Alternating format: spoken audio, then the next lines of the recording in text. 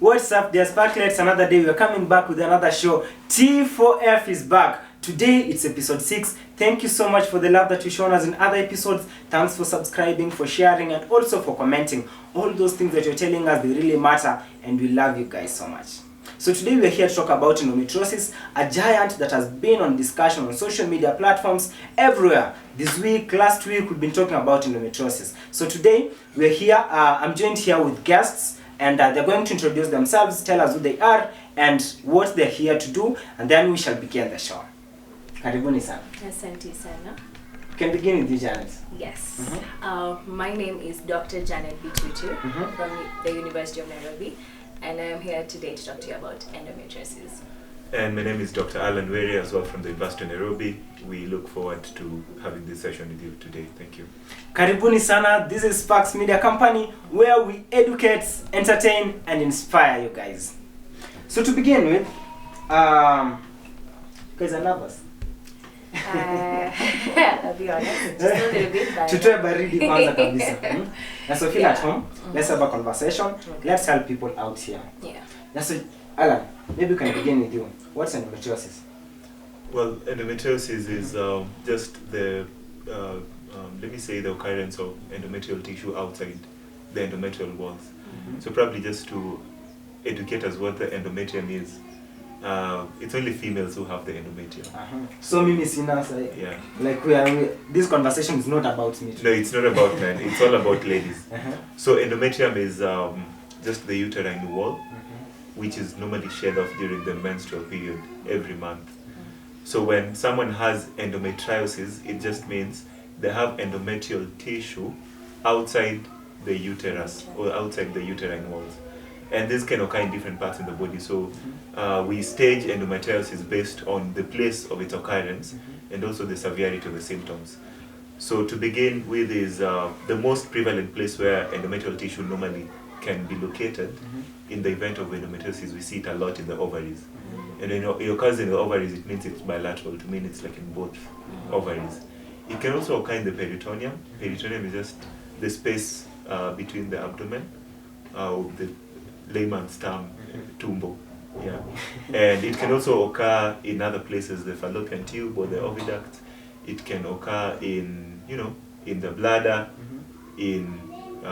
sometimes it can go as far as different parts in the body, and that helps us to classify or stage it as either minimal, mild, moderate, or severe. So quickly, what I'm getting is endometriosis is a complication. It's not a normal thing. It is a disease that has its own complications. Okay. Yeah. So what can we call a lady who does not have endometriosis? What is the normal procedure of their menstrual cycle? Maybe Janet, you can give us light on that.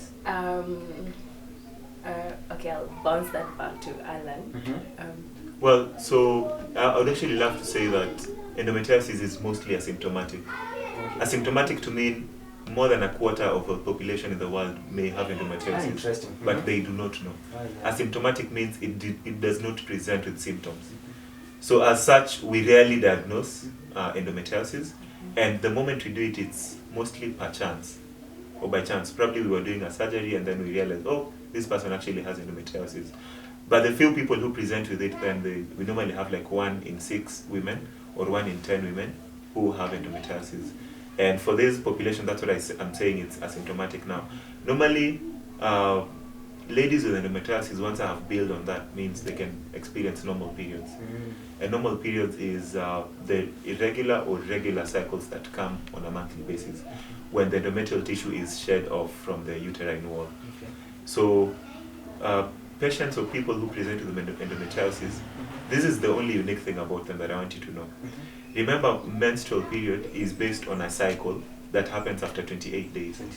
So within these 28 days, we have day 7, we have day 14, then we have day 21, then day 28.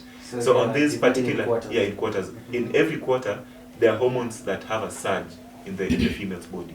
Okay? So normally when someone experiences periods, it means the endometrium wall was prepared for the same based on the hormonal fluctuations that have been going on. And the one hormone that really plays a big role here is the follicle stimulating hormone. and estrogen. These are hormones that are produced by the female body, mostly from the ovaries, and they stimulate the preparation of the endometrial tissues to receive a baby. Now, in the process that they do not conceive, these tissues need to be shed off. So in endometriosis, they also have periods, but remember they have endometrial tissue in different parts of the body. So these tissues also respond to the hormonal fluctuations in the body. So if someone has, let me do this a very layman's way of thinking about it. If someone had an endometrial tissue in the legs, okay? So when these tissues come into contact with estrogen, they also shed off, okay?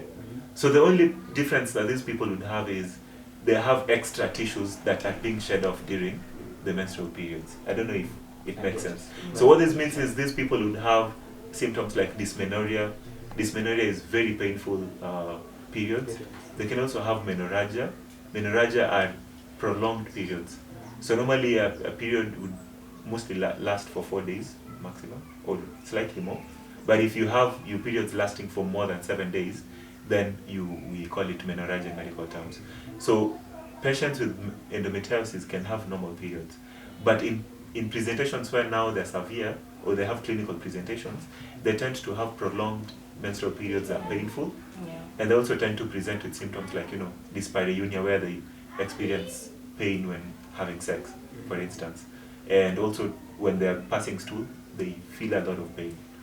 That's just a highlight of it, yeah. Quickly, maybe I can bring in Janet.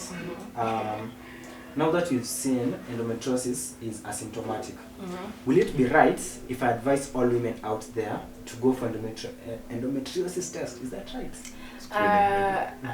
Endometriosis is not always asymptomatic, like Alan has just said. Let me just bring down the basics of what the 3Ds, we call it the 3Ds, the most basic of symptoms. Is it okay to talk in Swahili? Yeah, it's very okay, very okay. Why am I nervous? Okay, so pretty much one of the most clearest signs you'd have when you have endometriosis is pelvic pain and low abdominal and back pain as well. You'd also have pain during sex, like what Alan has just said.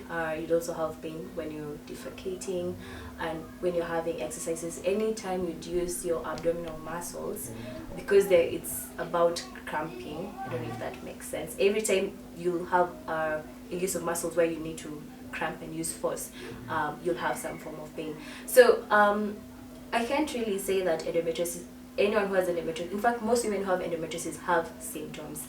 And at the same time, it's also not fair to tell all women to go for screening, if especially they're okay. But is it safe? It is safe. It is safe.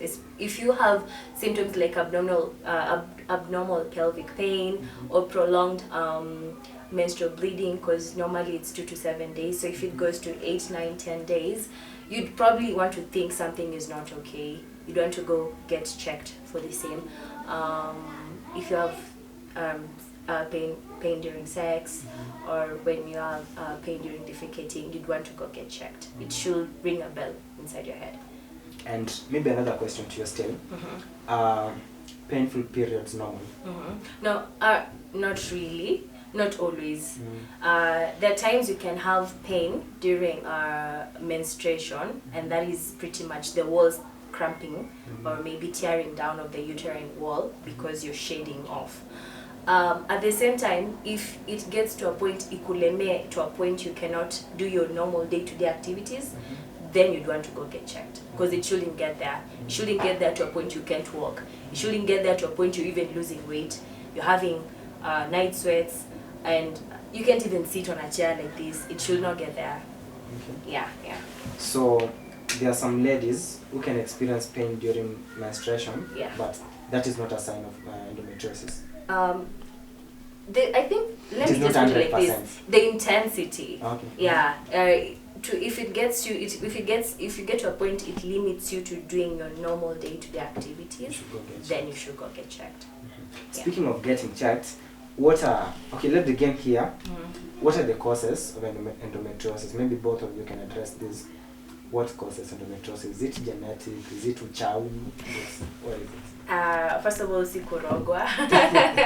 I know Atomu thinks, no, it's not. The exact cause and pathogenesis of endometriosis is not known, but there are leading theories to what could be the problem.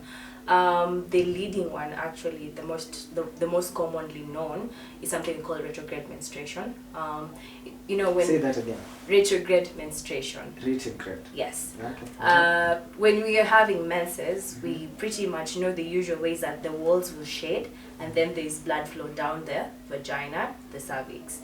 But in retrograde menstruation, the blood goes up to the fallopian tubes, to the ovaries. Oh, I thought inakuja kwa mdomo. No, inapanda juu. So what happens is, when Alan said the endometrium layer is only found in the uterus, so what happens when the walls of the uterus shed, zinapandisha hizo cells up. So they go get implanted in other regions where they shouldn't be, in the fallopian tube, in the ovaries, and then you start having the cysts. When you have cysts in the ovaries caused by endometriosis, we call them endometriomas. And then if it's adhesions, it's just adhesions. So adhesions in the sense that it's like glue and glue sticking to each other. So when you try to pull that, picture it, it causes pain. So if you picture that in the wall of your fallopian tube, adding on top of it the cramping that comes with the normal menstruates, it's pain on top of pain. Does that make sense? It makes a lot of sense. Alan, is there something you can add? Yeah, probably the initial question, screening, I think it's really important. And I'm really actually glad that you guys are doing this show, because at least it's also part of public education. Yeah. I do believe that ladies ought to be screened at least annually, or maybe once in 5 years, for cervical cancer. Can I ask you to pause there a little bit?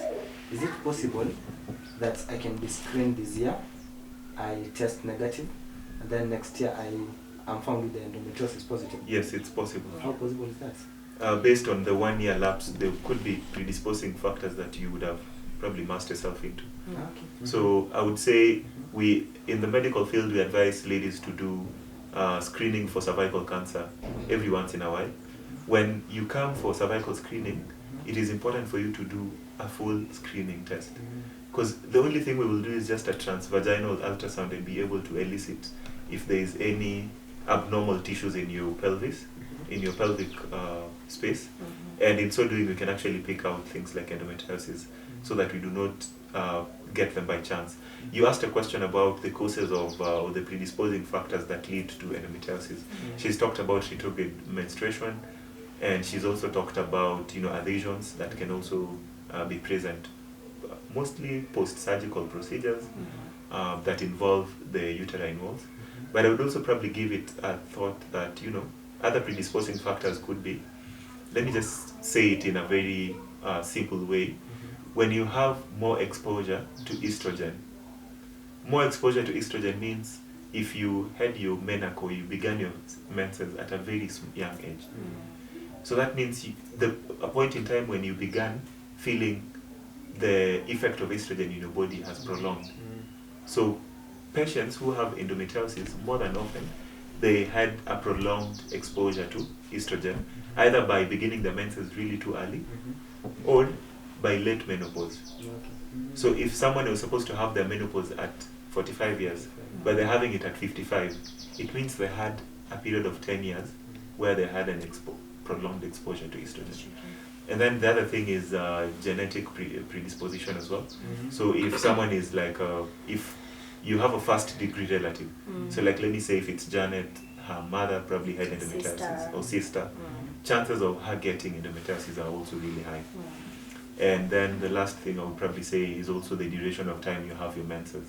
If you have your menses for a prolonged period of time, it means your body is subjected to a prolonged exposure again to the hormonal levels that are supposed to be regulated in the body. So people who experience longer durations of the menstrual period also are at a risk of having endometriosis. I don't know if that answered it right. If I can add on top of what Alana said, as a risk factor of getting endometriosis, people who have heavy or irregular menstrues. You know, there's regular and irregular. Like you have normal cycles with normal days. Like, okay, let me rephrase that. If you have a regular number of cycles, say maybe your periods come after 25 days, that is regular cycle.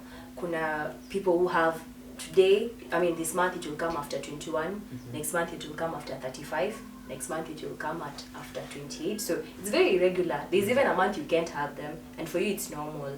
So so for people who have heavy menstruations when they have them, it's irregular, they're at a higher chance of getting endometriosis. It's not that you're getting it, you just start at a higher risk of getting it. Yeah. Interesting insight. So I have two questions. Each of you is going to answer one. So Alan spoke about genetics, and I want Janet to help us understand this. He gave us an example that if your mother had endometriosis, you'd probably also have it. Okay. Yeah. So is it possible? So does that mean that endometriosis does not cause infertility? Just pause. Okay. To Alan, you talked about screening, and you encouraged that all ladies should go for checkup for screening annually. So there's a video we watched online of a lady saying of how horrible the screening process is. So what could you say to ladies outside there who are not confident because of stories they've heard about the screening process? Can begin with you, Janet. Okay. Are the questions clear, Kwanza? I just don't know the screening of what in particular, because they could be screened for breast cancer. No, for endometriosis specifically. Okay. Endometriosis and infertility. Let me just throw it out there that not all infertile women have endometriosis. Interesting. At the same time, not all endometriosis women are infertile. There are women who have endometriosis and they've been able to conceive naturally or either through fertility treatments, it didn't matter. They were still able to carry a child and give birth safe and sound. So endometriosis, yes, it has in fact, when we started, we talked about complications of endometriosis. One of the complications and a known complication of endometriosis is infertility. Because at the end of the day, how am I able to explain this? It's about part of the treat. Okay, I'm still trying to find the. Okay, maybe Alan can answer his question as I find the words. It's okay. So you asked about infertility in the screening. You can answer a question, but also you can speak about screening and the fears. Okay. So screening, I think that's more based on a personal experience, because they would say it's horrible based on how someone talked to them, or how probably how tasking the process was, or maybe expenses. But I normally actually find it really not a complicated process. The only thing we need to do is just a transvaginal ultrasound. So we just take a picture of your pelvis, and that would be it. So actually, that was the fear. Yeah. That, for example, the man who is doing the doctor doing the screening is a man, and obviously the patient is a lady. So the lady giving this story was like, it is so traumatizing for a man to put in cameras, so then that I would say is based on a personal experience, because I know so many ladies who prefer male obstetricians and gynecologists. Yeah, interestingly. So I think that was a one-sided experience that is not, you can't cloud it to everyone. But what I would say is, one of the things we promote in treatment is communication. If she is not comfortable, there are always other doctors who can do it, or that we can have chaperones. So chaperones to mean if it's a lady and it's a gentleman doing the procedure as a doctor, you can have probably your husband or your brother or your father coming in to stand by and see what's going on. It's allowed in the hospital setting. Someone unprofessional. Yeah. At the end of the day, what you're focusing on is how comfortable you are on top of the table when the procedure is being done. So even if you didn't come with anyone, you're just alone, you can also have another sister or nurse with the doctor inside the room. You can just say, I think the most important thing is communicating. Communication, because if you don't say, then we wouldn't know. Then you go home and be like, madaktari nao wanakwanga sijui aje, And you keep know. spreading out such Exactly. news. And then you'd now be discouraging other ladies who want to come for screening. Yeah. So at the end of the day, it's communication. Yes, I think we talked about the diagnosis, the causes, the symptoms. So let's now address, we mentioned that endometriosis cannot be treated, but it can be managed. How is it managed? Okay. So management will be based on how far progressed you are into it, because you talked about The whether it stages. can be it can be minimal, mild, moderate, or severe. Mhm. And also one of the things that will also guide how we are managing, or rather how you will be managed, is because it involves the uterus. You will express whether you want to have kids, or you're done having kids, or you don't have kids at all. Also, there is that freedom. Yes, Okay. because you know, obviously you cannot. There's the option of removing. Okay, let me start from the basics before we get there. So first of all, my managing has the conservative part of it, using pharmacological drugs, and the surgery part of it. So when you use pharmacological drugs, you'll get drugs like the oral combined contraceptive pills, which a lot of people know. You'll get pills. Okay, we call them GnRH analogs, but maybe Alan will explain it better. I only know them, but explain kwa normal mwananchi kidogo. And then progesterone agents. At the same time, when you come to surgery, okay, we'll get to surgery when the ones we are the pharmacology drugs we are managing you with don't work. So when you come to surgery, we'll talk about the conservative surgery and the radical surgery, where the conservative surgery will just get inside your body using a procedure called laparoscopy, and then we go just removing burning rather the implants or the cysts. Okay, cysts tutatoa, but implants majorly zinakuwa burned. A procedure we call the ablation technique. Then the radical surgery is now where they just remove the entire thing. They can remove either the uterus or the ovaries. Most of the people having endometriosis wanakuanga ni the cysts inside the ovaries. So if you don't plan to have kids, or you've had kids and you've just done, they just remove them. Yeah. So what is the essence of ablation, the burning? It's pretty much killing the endometrial cells so that they don't react when the hormones come pumping every month, because you see, at the end of the day, the wall inside your uterus will respond to estrogen so that it can ovulate, and then the walls come cramping down, because that is what menstruation is about. So that means anywhere vile Alan alisema, kama uko na hizo cells kwa miguu, they'll also respond to the hormone, because the estrogen hormone will act on the endometrial cells. So if we burn those cells and then we leave the ones in the uterus, so when it's time for when you're picking during the ovulation, when the hormones have peaked, when the estrogen has peaked, haita affects, because the cells that are outside the uterus are dead, they won't get affected. So the ones it will act on are the ones inside the uterus, which is normal. Yes. Yes, I think before we get to Alan, I heard the late Njabi say that speaking on the drugs, he said there is management that where you're given drugs, yes, and then there is the part of surgery. Yeah. So let's talk about the drugs. She said that there's a time when she experienced it first. She was given the drugs. It was managed for like 3 months, but it came back and in a worse way. So is it safe to do the drugs, or maybe what is the essence of giving someone drugs and knowing that it will come back again? It's not always that it will come back, because everyone has a personalized experience on endometriosis. So maybe what worked for Jambi, the late Jambi, if that was her experience, someone probably has a different set of experience with it. However, the essence of giving someone the drugs, because like we said, endometriosis is a chronic disease. You can manage it, but you can't cure it. So when we give you drugs, it's helping you to manage the pain. Like, you can't just live in constant pain. We'll give you something to alleviate, relieve the pain. Relieve the I think pain. there's something you also mentioned off camera, that the management is meant to improve the quality of life. The quality of life, exactly. It's hard to live in pain. Hata say you can't just sit and eat and talk normally if you're in pain. That's why we use stuff like Sonamoja. Exactly, Maramoja. You every time you're in pain, you're always uncomfortable. Hata uwezi ukalala comfortably at night like a normal person who's not in pain. So that's what I mean by improving the quality of life. At least you sleep better, you eat better, you sit better. Knowing that, I mean, in as much as it cannot be treated, at least you can live with it. Does that make sense? Yeah. So now to Alan, say something on this and then tell us more on the Endo Center in Atlanta.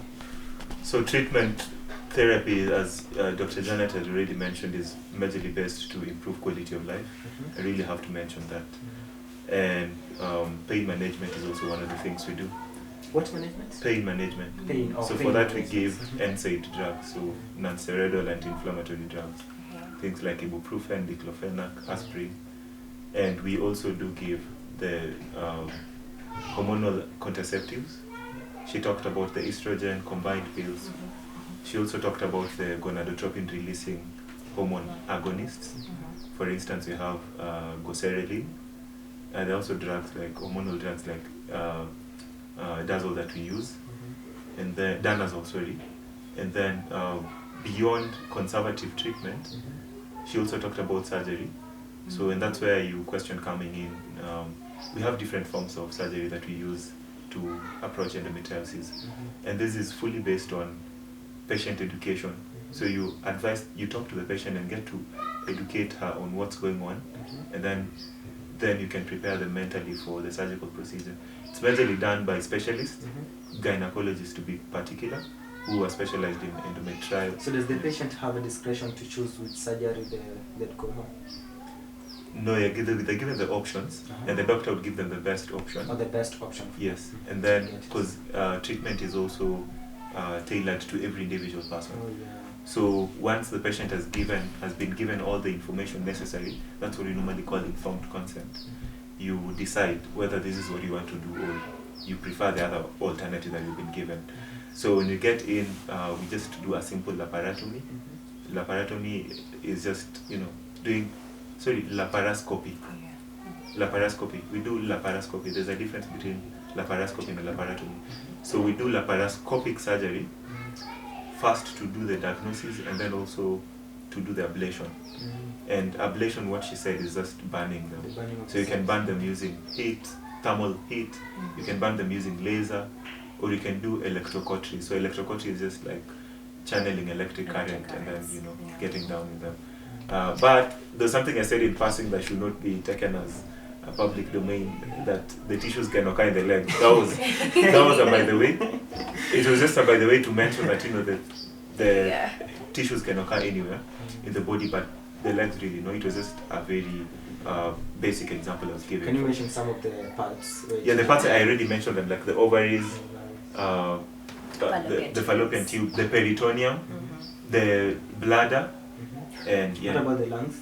It can also go to the lungs. Really, in worst cases, like I saw in the late Jamis story, she actually said the tissues had grown to the lungs as well. So it can. That is just to tell you that it can get dramatic and go different places. So another form of surgery that we can use is called excisional surgery, which is getting just into the tissues and carefully excising them off or just cutting them off. And that is fully based on a diagnostic understanding of where they are and what you're doing. So that's where imaging comes in. So we do MRIs, magnetic resonance imaging, or CT scan, and just to localize them and be able to carefully excise something that you know where it is. And you asked about the specialized treatment in Atlanta. Really? Before we get there, she just said that there's a way that you want this to be understood by normal mwananchi. So is there a way that someone can manage endometriosis locally without going to the hospital? True. There is a way you can manage it. First of all, when you do your due diligence by, especially as a lady, or if your sister or your auntie or whoever you know around you tells you like they have like very painful menses, hadi wanalemewa kutembea or to do just basic day-to-day activities, encourage them to come for a screening test. Of course, kuna wale unaweza vile kuna wanancha kujangi hospitali hata afadhali, in fact they'd rather sit until now when they feel like they're dying. That's when they go to the hospital. I don't think a lot of Kenyans have this culture of just screening for them. I don't know, I can't.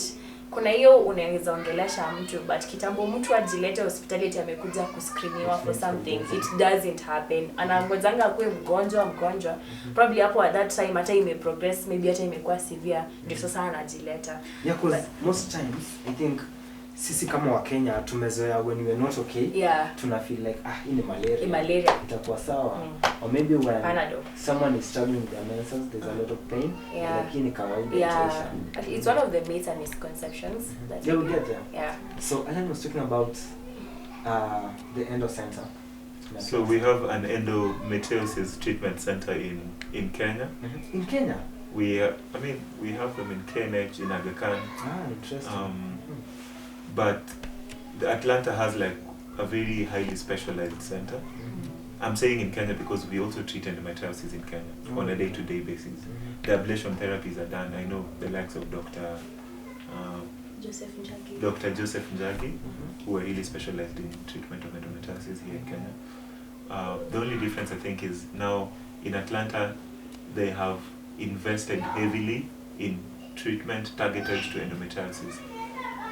And that includes the excisional surgeries are very precise. Then the ablation therapies are also very precise, and also the technology they're using is just way above us at the moment. And probably that's just a wake-up call that we still have a mile to go as a country in terms of investing in treatment of endometriosis. I still think we have really much to do besides training our people, because the doctors who are specialized in treating endometriosis are really few doctors in Kenya. Because in Kenya it's a place where I feel like people disregard doctors. I found that to be true when we recently had the doctor strike and people are really talking bad about doctors. I just realized that doctors are out on their own, and that also includes training. So doctors have to go out on their own pocket to go for specialized training. Is there a training center in Kenya? We do not have a training center for endometriosis, particularly in Kenya. So that explains why it is so expensive for a doctor to individually sponsor themselves to go for that specialization. Yes. How expensive is it? Probably the tens of millions, I do not know. But training is really expensive. Because if let me give you just a layman's example. To train a medical doctor right now in Kenya costs averagely 6 million. 6 million? Yeah, 6 million Kenya shillings. In Aga Khan it's 9 million now. So you can imagine that is at the basic level. So at the specialized levels, then it probably the costs are skyrocketing somewhere else. In equal measure, because it's so hard to train a specialist in gynecological conditions, including endometriosis, when they come back, of course they will charge highly. So the local mwananchi anaweza shindwa hata afford even that screening or testing, which it shouldn't be like that. I really feel like with Dr. Alan here that our government should do better in terms of offering healthcare services to Kenyans. Yeah, and then besides training, I also need to mention that when someone is specialized in a certain field, they're not coming here to transform their knowledge into practice without the instruments. So we also need to invest in the technology and equipment that can transform the training to reality to the Kenyans. So we realize that the training, the technology is very expensive. And so, if a doctor leaves Kenya, Alan, if you leave Kenya today, go to Atlanta, train as an endometriosis specialist, there are very few doctors who do that. And so that means that when you get there, the people in US will also want to retain you. So that also poses a danger that there are some doctors who leave Kenya, they go for training, now wanabaki huko. Yes. So we don't receive their services here. Yes. How dangerous is that again?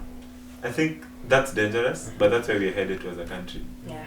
Most of the doctors are planning to leave the country. Actually, it's not even that the people over there will ask him to stay. I mean, ye mwenyewe atataka kukaa based on the fact that they are paid better, based on the fact that they have better working conditions, better technology, understanding let's say just working conditions in general. Because if you look at how doctors, specifically interns, are being handled in Kenya, somebody said this country does not love its people. True. And I think it's true. I agree It totally. shows with the everyday rising taxes, as in I hope this doesn't get me in trouble, but it's true. It's true. JSS teachers walifutwa juzi wote. And you know, sadly for doctors, the duration of time for training is really lengthy. Yeah. Because one spends 8 years in medical school at the undergraduate level, 7 minimum, 8 years max. No, maximum can go, but I mean, averagely in Kenya we take 8 years of training. Then you go for internship, get a license. Yes. Yes. Get your license post internship, which is another 1 year, and then you practice for 1 year. Those are 10 years. And then you go back for your masters in obstetrics and gynecology for 5 years. So that's 15 years. And then you go for specialized training in endometriosis. That's another 3 years. So an endometriosis specialist is probably someone who's been to school for more than 15 years. And I mean, it would only be good for them or justice for them to work in a place where they are really appreciated. Yeah. So before we go deep into the condition of the medical ministry in Kenya, let's talk about the myths and misconceptions around endometriosis. Okay. I've heard a lot, being a girl myself. I've had friends who have endometriosis in school, unfortunately, but it's something we talk about. It's something they tell me that happens at home. That's interesting. Yeah, even as, okay, no, not just doctors. Okay, let me start again. Let me just get into the myths and misconceptions that I've had. First of all, that endometriosis is a bad period pain. It's not a period pain. Because when whoever says that imagines that you only get it when you're having, it's pain you only get when you're having your periods. It can happen after you get your periods or even before. So it doesn't happen during when you're having your periods. Okay. Another famous misconception is that pregnancy can cure endometriosis. And do you know why people say that? Yeah, they say that. And you know why they say that? Part of the treatment we mentioned that people are given at hospital for endometriosis is hormonal therapy. It's balancing of because endometriosis is estrogen dependent. So when you have a fluctuation of estrogen in a shoot. So with pregnancy comes with that hormonal changes. So estrogen inashuka chini. So that means you have lesser symptoms for endometriosis. And so someone thinks, nimepona. What they fail to realize is that because you're not always going to be pregnant. 9 months later, you've given birth. Your body is back to normal. You're now having your monthly menses. And so they think of a way of getting pregnant again, which is not right. I mean, technically, it's not the way to treat endometriosis. Another famous one is that people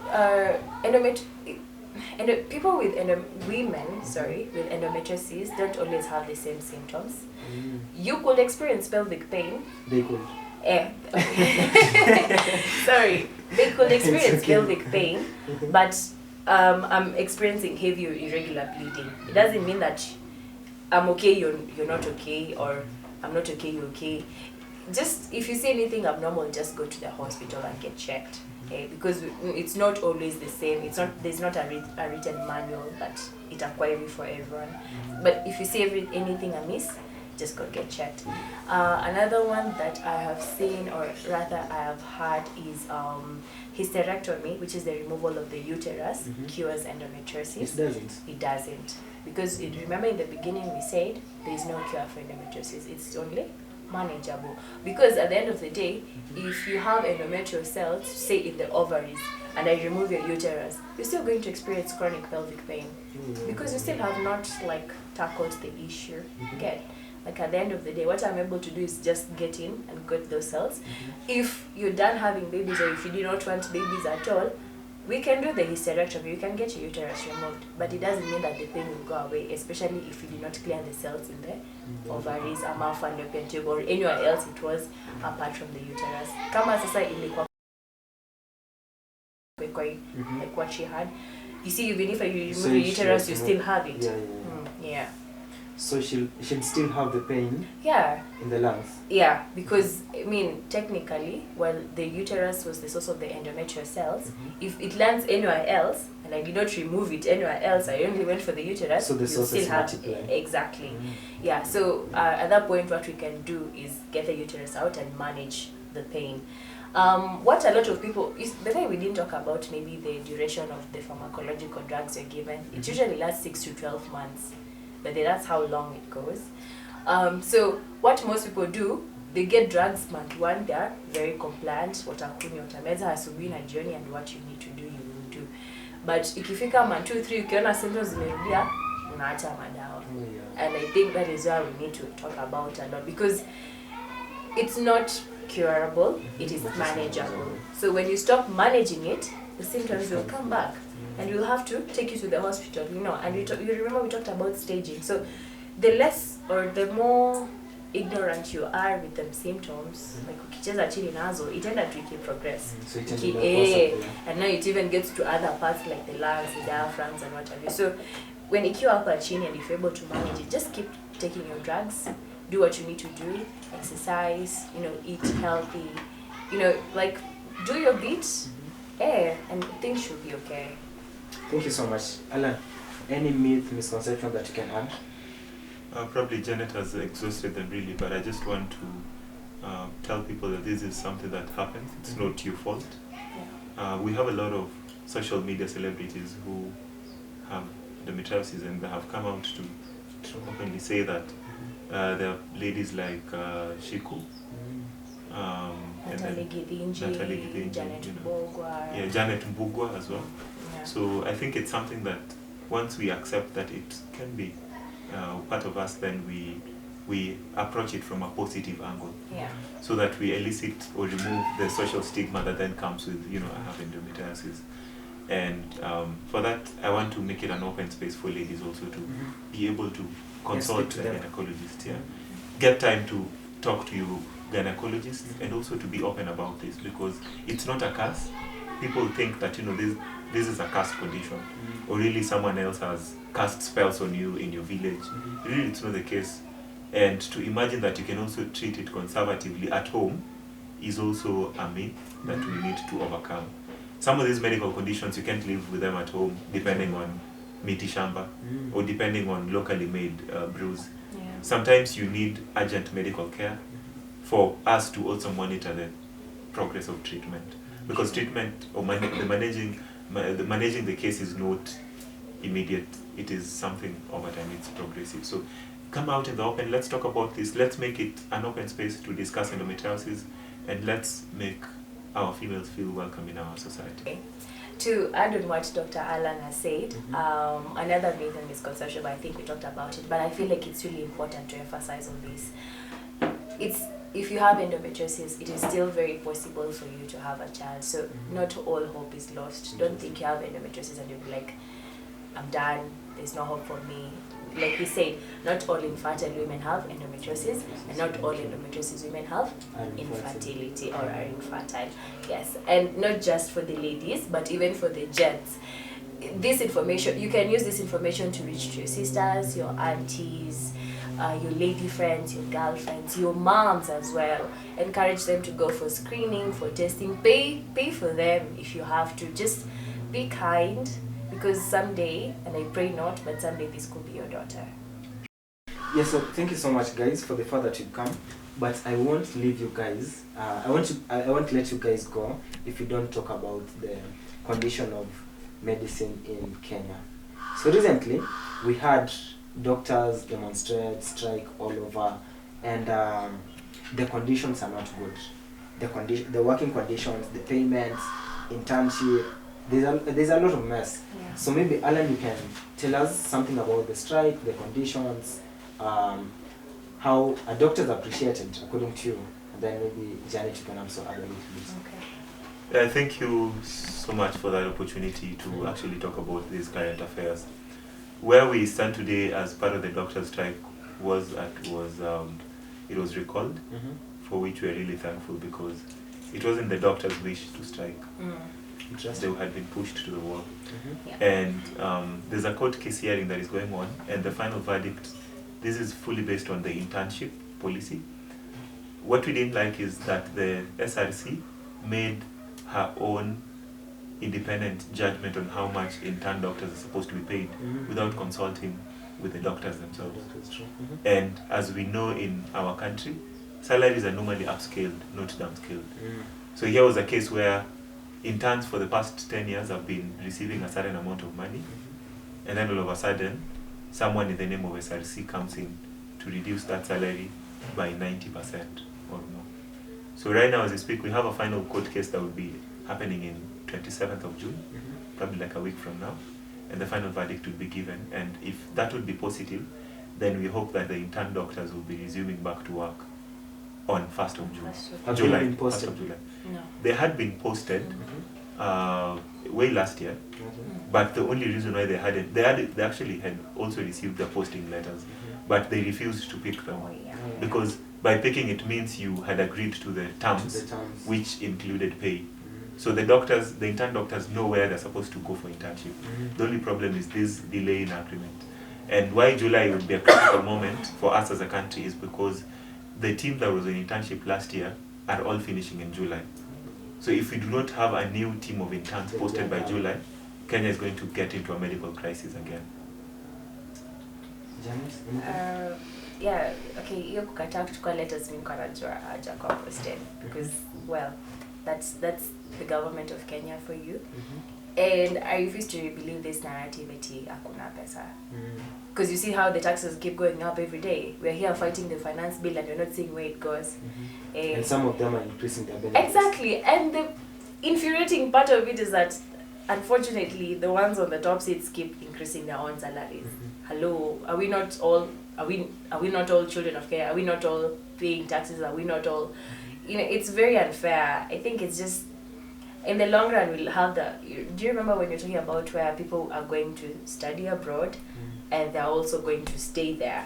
Exactly. We're going to have that crisis where we'll have very, very few doctors in Kenya, which is very unfair because if you look at the population and the number of doctors that we have, it's, I think somebody mentioned that one doctor was serving like what, 500 or so patients. 500. And it's not that doctors are not there. They're there, they're just not employed. Because after school, the number of doctors also tarmacking for jobs is insane. So what is the government of Kenya doing? Like, it's just, it's really chaotic. Yeah. Yeah. And then sadly, in the long term, in 10 years from now, most of the doctors I know are planning on exiting. Yeah. So we are going to have another situation in Kenya where we do not have enough doctors to treat our people, which is sad. Because I remember, let me just get you back a little bit. If you listen to Professor George Magoha's story, really, he used to practice outside the country, and the government really pled with them to come back to treat their people. And Professor George Magoha came back as a specialist in neurology with a very little pay, but with the thought and the move to help his countrymen. Yeah. But now here's a situation where we went through that and they encouraged doctors to stay in the country, or those who are going for training would go back and come back. But right now where it's headed, I can assure you, I'm also planning to leave. And if 50 of us are thinking like that, we're going to have a deficit of doctors in Kenya. So let's really pray that if that doesn't, if the leadership doesn't really take priority matters on addressing doctors' issues, then the next generation is here to suffer. Ironically, it is the same government that will look at its own people and be like, oh, you don't want to treat people, and then will import doctors from outside. To hear me? You know, I'll just end it there. I don't know what to say at this point. It's a sad situation. Yeah. Really, really sad. So, parting shots. We've talked to the government, but now specific to the people. First on endometriosis, on managing their health care general. Janet, then Anna. Okay, so hi again, people. It is I. So endometriosis. It's I'd like to put a positive note out there. If you have it, you won't. Okay, it's okay. How will I put it? I hate where I get to struggle with words like this. It's not the end of the light. It's not the end of the tunnel. Unfortunately, it was for the late Dr. Njambi Kwekai, but it doesn't mean that you stay in your room and, you know, like cling to tears and depression and stuff. Get out there, seek help as much as you can possibly get, even if maybe you have problems with finances. At least step out of the house, go get more education about it, search for more information about it, visit hospitals. One way or another, you're bound to get the help that you need. Don't despair. Then don't forget about your general health. Kula vizuri, exercise as well, keep your hygiene intact. be positive about it, and things will be okay. Thank you. Thank you, ladies and gentlemen, for joining us for this show today. It's indeed been an amazing time joining you in here and listening to our endless, sometimes boring stories, you know. But what I would probably love to say as my parting shot is, people, let's get screened for these things. They can be managed when earlier diagnosed. Not only for endometriosis, but also for the myriad of diseases we have, like cervical cancer, we talked about it. Breast cancer is another problem in our setting today. Let's come out and do screening services for these things. There are campaigns normally that we have free screening services, but even if not, they're free. I think it would not cost you more than 2,000 shillings to have a cervical cancer screening in any public setting in Kenya. Lastly, to everyone else here, please let's support our sick friends and our sick relatives. Yeah. One of the things I've really learned to be humbling is diseases. Sickness can turn you down and reduce you in ashes. No matter how wealthy you are, no matter how lavish life you're living, sickness can really humble you down to the ground. So let's take this chance, more so during these months, like the Endometriosis month, which is the awareness month, which is in March always. Let's create awareness for this. Let's support those who are suffering from this.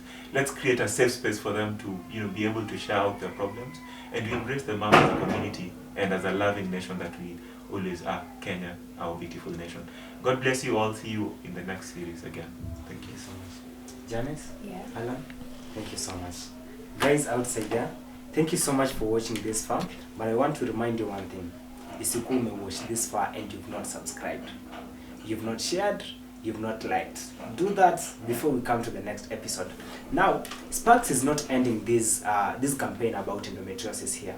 There is more that is coming up. We are going to do more shows on endometriosis and other awareness on healthcare, just the condition of Kenya, and many more things. So stay tuned. Let's not give up. These things we are fighting together. Your sister outside there, your auntie, your mom is struggling.